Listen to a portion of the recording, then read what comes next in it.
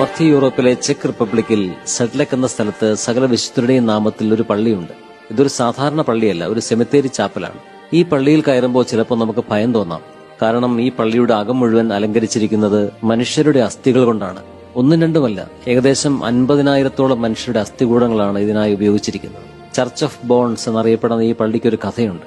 13-ാം നൂറ്റാണ്ടിൽ സെഡ്ലക്കിലെ സിസ്റ്റേഴ്സിയൻ മൊണാസ്റ്ററിയിൽ നിന്ന് ഹെൻറി എന്നു പേരുള്ളൊരു സന്യാസി വിശുദ്ധനാട് സന്ദർശിക്കാൻ യാത്രയായി. തിരിച്ചു വന്നപ്പോൾ ക്രിസ്തു ക്രൂശിക്കപ്പെട്ട സ്ഥലത്തെ ഒരുപിടി മണ്ണ് അദ്ദേഹം കൊണ്ടുവന്നു. അത് അദ്ദേഹം ആശ്രമത്തിന്റെ സെമിത്തേരിക്ക് മുകളിൽ വിതറി. ഇതറിഞ്ഞ് അനേകം ആളുകൾ തങ്ങൾ മരിക്കുമ്പോൾ ആ സെമിത്തേരിയിൽ അടക്കണമെന്ന് ആഗ്രഹിച്ച് മുന്നോട്ട് വന്നു. പിന്നീട് AD 1400-ൽ ആ സെമിത്തേരിക്ക് നടുവിൽ ഒരു ദേവാലയം നിർമ്മിക്കപ്പെട്ടു. അതിന്റെ താഴത്തെ നില സംസ്കരിക്കപ്പെടുന്നവരുടെ അസ്ഥികൾ സൂക്ഷിക്കുന്ന ഇടമായി. മാരകമായ പ്ലേഗും യുദ്ധങ്ങളും മൂലം ആ കാലയളവിൽ കൊല്ലപ്പെട്ട ആയിരക്കണക്കിന് മനുഷ്യർ അവിടെ അടക്കം ചെയ്യപ്പെട്ടു. 18-ാം നൂറ്റാണ്ടിൽ ഈ ചാപ്പൽ പുതുക്കി പണിയുകയും കുന്നുകൂടിയ അസ്ഥികൾ പിന്നീട് സെമിത്തേരി ചാപ്പലിന്റെ ഉൾവശത്ത് പ്രത്യേക രീതിയിൽ ക്രമീകരിക്കുകയും ചെയ്തു. കേൾക്കുമ്പോൾ സംഗതി വിചിത്രമായി തോന്നുമെങ്കിലും ഓരോ വർഷവും ലക്ഷക്കണക്കിന് ആളുകൾ അവിടെ സന്ദർശിക്കാൻ എത്തുന്നുണ്ട്.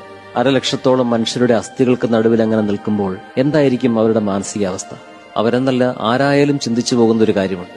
ഏതാനും നാളുകൾ കൂടി കഴിയുമ്പോൾ തങ്ങളുടെയും ഭാഗതയും ഇതുതന്നെയാണ്.